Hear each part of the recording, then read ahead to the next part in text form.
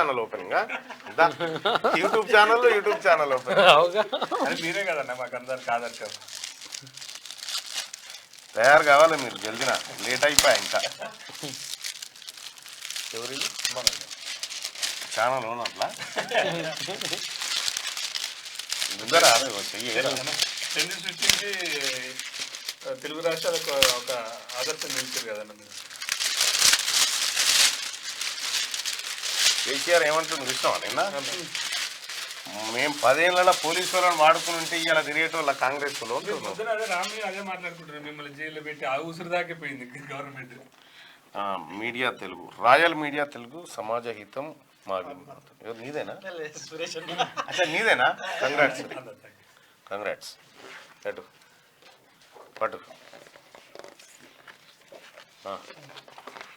చలో. Royal media Telugu ప్రజాహితం మా అభిమతం అని చెప్పి మరి నువ్వు యూట్యూబ్ ఛానల్ పెట్టింది సూరి.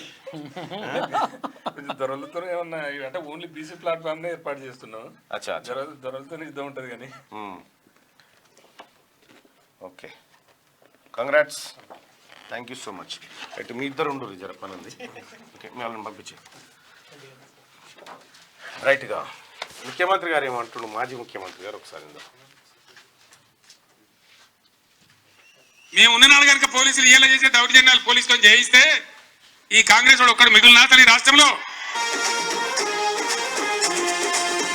ఇది విడిచిపెడితే అసలు కాంగ్రెస్ వాళ్ళు మిగిలిటోళ్ళేనా, మేము ఉన్ననాడు కనుక పోలీసు వాళ్ళని వాడితే అని కేసీఆర్ చెప్తారన్నాడు. కేసీఆర్ 10 ఏళ్ల పరిపాలన కాలంలో అసలు పోలీసు వాళ్ళు కూడా ప్రజల్ని చూసే భయపడ్డారు. మనకు ధర్నా చౌకులు ఉండే, పబ్లిక్ అని భయపడేటోళ్ళు, ఆ పరిస్థితి ఉండే. కేసీఆర్ 10 ఏళ్లలో ఏ పోలీసు వాళ్ళని వాడలేదు, ఎవరిని అరెస్టులు చేయలేదు, ఏమీ చేయలేదు. ఇది ఇగో ఇవన్నీ నాయే.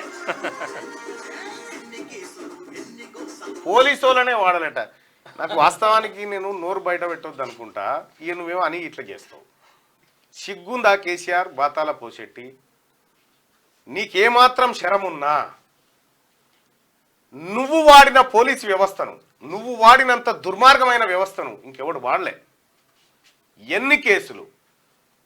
72 కేసులు పెడతావు నా మీద. అటెంప్ట్ మా మీద దాడి చేసి మా మీద అటెంప్ట్ మర్డర్ కేసులు పెట్టినావు. సిగ్గుందా కేసీఆర్? నిన్న మాట్లాడుతా ఉన్నావు, నా పేరు చెప్పడానికి కూడా నీకు ఉత్సాహపడుతుంది కాబట్టి అంటా ఉన్నావు కదా, 10 ఏళ్ల పాటు నన్ను సోషల్ మీడియాలో పెట్టుకొని అన్నాడు అది ఇదని. బిడ్డ, నేను జైలుకు పోతే చిన్న పిల్లలు, నా పిల్లలు, వాళ్ళు ఎట్లా ఏడ్చిర్రు, వాళ్ళు ఎన్ని రోజులు అవస్థపడ్డారు. నీ బిడ్డ సిబిఐ నోటీస్ ఇస్తే నీ గుండె తల్లడిల్లిపోతుంది చూడు. మరి నా బిడ్డలకు నన్ను దూరం చేసి నన్ను జైల్లో పెట్టినావు కదా, 100 రోజుల పాటు జైల్లో పెట్టినావు కదా, ఎట్లా ఊకుంటారు అనుకున్నావు కేసీఆర్? తీన్మార్మలన చేసింది ఏందా? నీ ఆస్తి గుంజుక తిననా, నీ సొమ్మేమన్నా గుంజుక తిననా? నువ్వు చేసిన కార్యక్రమాన్ని బయట పెట్టినా, నువ్వు చేసిన తప్పును ప్రజలకు చెప్పినా. నీకు ఇప్పుడు అర్థమైంది ఏమని? అరే ఇవి దవాఖాన్లు కాదు కట్టాల్సింది, యూట్యూబ్ ఛానళ్ళు పెట్టాల్సిందే అని చెప్పి అని అనుకుంటున్నావు. నీ పిచ్చేసాం కానీ నీకు ఎవడు సలహా ఇస్తాడో ఆ శకం అయిపోయింది ఎప్పుడో. ఇప్పుడు నెక్స్ట్ లెవెల్ ఉంది. ఇప్పుడు నెక్స్ట్ లెవెల్ ఉంది.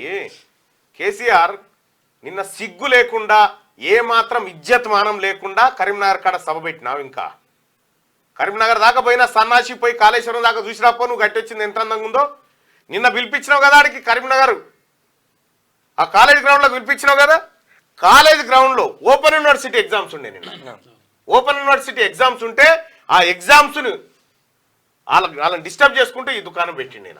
ఈయన వస్తుందంటే స్కూల్ బంద్ చేసి టీచర్లు, స్కూల్ పిల్లలు కూడా అప్పుడు మీటింగ్లలో స్కూల్లే బంధు.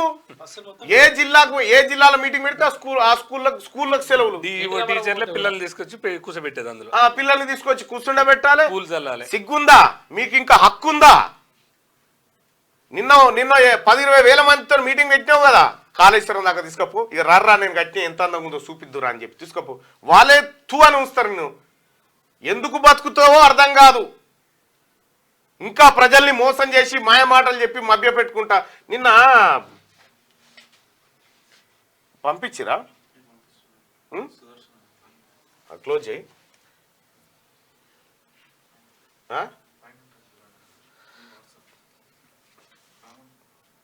ఏది అచ్చా అచ్చా నాకు పంపినావా ఏమి అన్ని మీ మజీద్ పూర్వలే ఉన్నారు కానీ ఓ ఇగో కేసీఆర్ కథ చూడదు ఇగో కేసీఆర్ ఉన్ననాడు 1 ఎకరం అయినా ఎండిందా అంటుండు. కేసీఆర్ ఉన్నాడు 1 ఎకరం పొలం ఎండిందా? మరి కేసీఆర్ ఉన్నాడు 1 ఎకరం పొలం ఎండలేదని చెప్తివి. ఎక్కడి నుంచి తెచ్చినావు చెప్పా నీళ్ళు? ఇప్పుడు కేసీఆర్ ఉన్నాడు కదా, ఇప్పుడు లేకుండా అయితే లేడుగా. కేసీఆర్ ఉన్నాడంటే కేసీఆర్ లేడా ఇప్పుడు? మరి ఎకరం ఎందుకు ఎండుతా ఉంది? చెప్పు తీసుకొని కొట్టాలి పోయేటప్పుడు మేడిగడ్డకి ఏం చేసిపోయిండో ఈ బీమారి ఇట్లే ఉండాలన్నా, మళ్ళా తెలంగాణ ఆత్మహత్యలు రావన్నా? సిగ్గులే శరం లేదు, ఏమీ లేదు. బాతాల పోచెట్టి నువ్వు మారవిగా, నువ్వు మారవు. నేను మారదాం అనుకున్నా, ఏ పొంతి వానితోటి ఎందుకు అని ఊకే మాట్లాడితే కూడా హౌలగాన్ మీద మాట్లాడితే కూడా మన ఇజ్జత్ తక్కువ అని సప్పుడే కూకుందాం అనుకున్నా. ఈ ఇంట్లో లేదు అంటే కేసీఆర్ కూడా దీనికి సభకు రావడానికి ఒక రీజన్ ఉందన్న. ఇంట్లో ఊకే కుర్చీలో కొట్లాట అవుతుందట. ఇంట్లో ఉంటే గొంతు పిసుకు చంపుతారు ఏమన్నా భయం. గొంతు పిసుకుడు కాదు, నువ్వు రాము నమస్తే తెలంగాణ పేపర్లో ఫ్రంట్ పేజ్ లో కవిత ఏమైనా వార్త వస్తుంది, జాగృతి రద్దు అంటుంది, ఇందిరా పార్క్ ధర్నాలు అంటూ ఒక్క వార్త వస్తలేదు. ఎందుకంటే అవుతుంది పంచి సొంతకం పడి పెట్టుకుంది ఆమె. బీఆర్ఎస్ పార్టీతో సంబంధం లేకుంటే జాగృతి పేరుతో ధర్నాలు చేస్తున్నా చెప్పి ఆమె కూడా ఓపెన్ స్టేట్మెంట్ ఇస్తుంది. మరి నమస్తే తెలంగాణ కనీసం కవర్ చేయాలి కదా.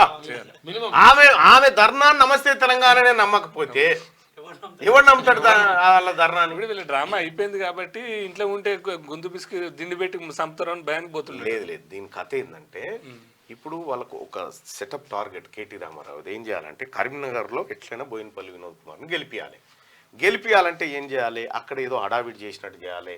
మొత్తం కరీంనగర్ అంతా మారిపోయింది అనేటువంటి పిక్చర్లు యూట్యూబ్ ఛానళ్ళు పెట్టి ఈ పిక్చర్ అంతా మారిపోయిందని చూపించి ఆ తర్వాత సభ పెట్టి ఆ తర్వాత అది పెట్టి ఇవన్నీ వీళ్ళకి నాకు తెలుసు అన్న, ఇవన్నీ 5 ఏళ్ల కింద చేసినాం. నాకు తెలిసి బండి సంజయ్ కూడా పెగిలారు ఓపెన్. నేను చెప్తున్నా ఈ థర్డ్ ప్లేసే, ఏదో ఈ థర్డ్ ప్లేసే బీఆర్ఎస్ పార్టీ థర్డ్ ప్లేసే. బీఎస్పీ తప్పు పని చేసిన బీఎస్పీ థర్డ్ అవు వీళ్ళు ఫోర్త్ అవు. బీఎస్పీ మిస్టేక్ చేసి నువ్వు కరీంనగర్కి పో, నువ్వు ఏడికన్నా పో కేసీఆర్, నీది 3వ ప్లేసే.